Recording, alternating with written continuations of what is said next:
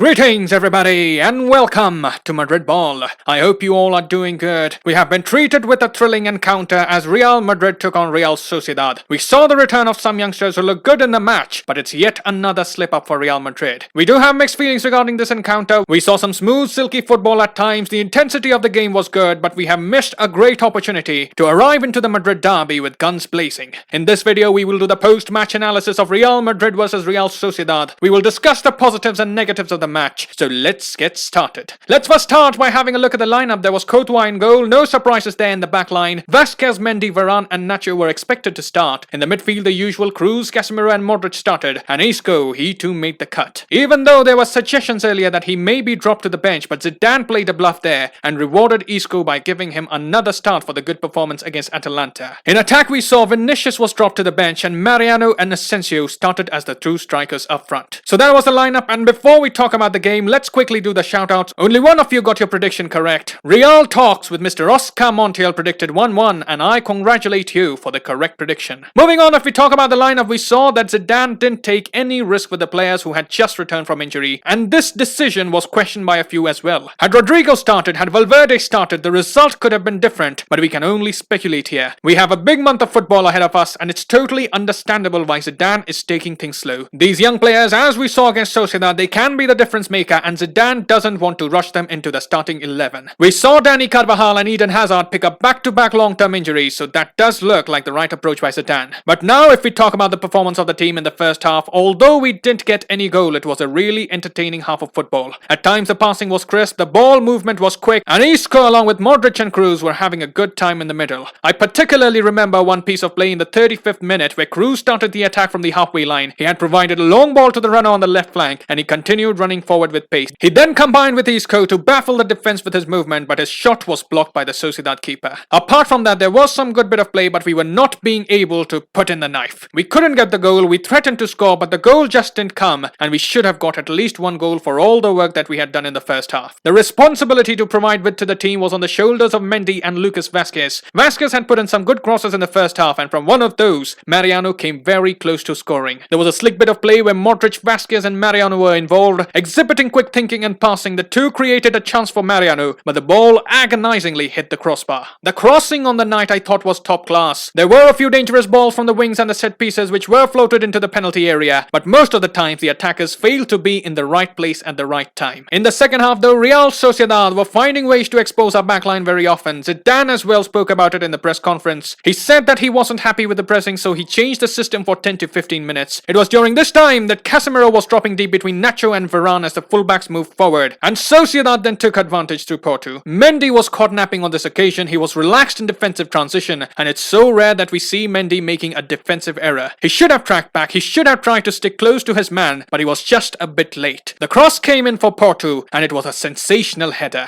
Initially I thought he got lucky with the head, but as I saw the replays, it was evident that he had adjusted his head in the air to get the angle right, and Courtois stood no chance. It was brilliant from Porto, and then of course a response was needed. Zidane then made a very brave move to completely change the front three. The attackers didn't provide much, but Isco I thought had a good night. He had 4 key passes. He was looking good drifting in between the lines. He was even chasing with desire in the opposition's half, as you can see here in the picture. But that time Zidane felt that the change in system was required, and he brought on the speedsters in the match. For the first time in a long while, we did have a decent bench to rely upon. Vinicius, Rodrygo and Duro came on. They made an instant impact, but I was particularly impressed by Vinicius and Rodrygo. Both were making some excellent runs on the wings, and Vinicius particularly was very hard to contain. He was looking determined, he was taking players on, he was playing with much more confidence. Maybe he saw that out of the 3 attackers on the pitch, he was the one with most experience, and he stepped up his game seeing the rest of the players. In the past few games, we have seen that Vinicius was playing things safe, making the easy passes, but this time he was the man taking charge, and finally he was rewarded for his show of desire. Valverde was involved in the goal. He found Vasquez with a beautiful backheel flick on the right wing. Vasquez put in a cross, and Vinicius pounced on the opportunity. The shot was a bit deflected, but a goal is a goal, and that was a great way for him to mark the 100th match for Real Madrid. That is quite an accomplishment for his age. It won't be wrong to say that we have seen the ups and downs of Vinicius during this time frame. There's still plenty of room for improvement, but I liked what I saw against Sociedad, and hopefully Vinicius Junior will continue to do the good things on a consistent basis in the years to come. 2 players in attack, however, have been receiving a lot of criticism on the internet. One is Mariano, and the other is Marco Asensio. If you have a look at the stats from the game, Mariano has just 30 13 touches in the entire game, and that's a very few amount of touches. But I think it's personally down to the way Mariano plays. He's not someone like Benzema who drops deep, links with the midfielders, but rather Mariano is someone who stays up front. He generally tries to occupy spaces in the penalty area looking for an opportunity, and when you have such a playstyle, it's important that you make the most of the chances that you get. I understand had he scored the goal, the conversation would have been very different, but that's how it is for Mariano, and if he isn't lethal in front of goal, I don't see him contributing in any other way. As for Asensio, he has been really struggling this season. It was another game where he didn't even have a single shot on target, and this season, Marco Asensio has just scored 2 goals in 30 appearances. That is simply not acceptable for a Real Madrid forward. He started off the season very poorly, but then there was a brief phase where he was having some good games, and if you remember, those good games came when he was playing on the left. Since he has returned to the right wing, again there has been a dip in his performance. He has failed to take advantage of the time when rest of the attackers were out injured, and now with them returning and Asensio continuing to play like this, he may struggle to make the starting 11. In the next few days, Hazard and Benzema will return, and with the way Rodrygo is playing this season, it's highly likely that he will replace Asensio in the starting 11. He has been relegated to the bench once this season, and if Asensio doesn't show some strong performances, I find it difficult to see him keeping his place. So Marco, please wake up. We know he has potential. He has good ball control, but maybe he is lacking determination. He needs to be more imposing on the pitch, be a bit more ambitious with the ball, and not be shy of showing what he is capable of. So overall, if we talk about the game, it was a thrilling game. Real Madrid showed some fighting spirit, that was the positive, but Real Madrid did have chances to score more goals. Casemiro himself had a few decent chances to score in the second half. He had got himself in great positions, and had he scored from one of them, the story of the match could have been very different. We lacked the clinical touch in front of goal, just like most of the games we have played this season, and the inability to take advantage when we are on top hurt us yesterday. We must learn to kill the game when the opportunity arrives. Before the game, we all knew that this was not going to be a straightforward match. Real Sociedad do have some good players who could have hurt us even more. If you remember, Alexander Isak did trouble us a few times. There was one instance where during a counter he showed his pace, went on a great sprint, and he completely outpaced Toni Kroos. It wasn't good to see, but Real Madrid at times weren't good in defensive transition, especially in the second half. So definitely there is room for improvement there, and we have missed a big chance to keep the pressure on Atletico. We are currently third in the table, and Atletico have a 5-point gap, that too with the game in hand. And we got the 2 points. We could have entered the Madrid derby with just a 3-point gap between us and the leaders, and that certainly is a big opportunity missed. As for the title race, I still feel there are going to be some twists and turns on the road. Atletico have shown that they can be vulnerable at times, and some big title deciding matches are yet to be played. It will be difficult, but we must keep moving forward. Performance-wise, we were good, and with some of our attackers returning from injury, if we can combine such performances with clinicality in attack, Real Madrid can do much better.